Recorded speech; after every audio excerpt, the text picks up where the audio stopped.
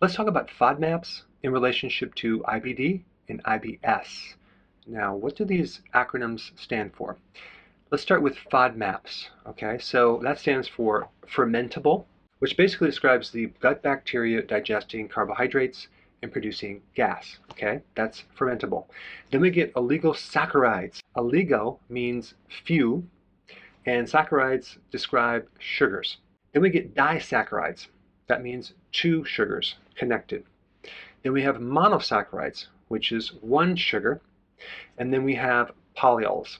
And these are basically scientifically sounding names for carbohydrates, specifically sugar and fiber. And all of these are a bit more difficult to digest. All right, now let's switch over to IBS. That's irritable bowel syndrome. And then we have IBD, which is inflammatory bowel disease. Now, the difference between IBS and IBD is this. In IBS, there's no ulcers, there's no lesions. It only affects the colon, not the small intestine. So basically, you have inflammation in your large intestine. All right, IBD is irritable bowel disease. It's a group of bowel diseases that cause inflammation in different parts of the GI system, okay? Both IBS and IBD are triggered by the same thing.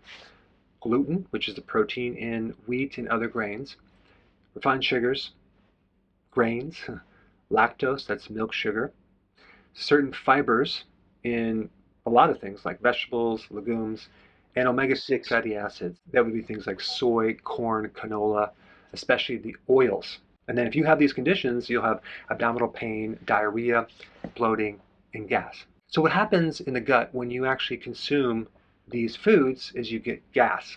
And the gas stretches and expands the colon, and IBD or IBS are very sensitive to this stretching because you have inflammation. Now let me just circle back to the FODMAPs for a second. Oligosaccharides, that would be like the grains, that would be garlic, onions, legumes.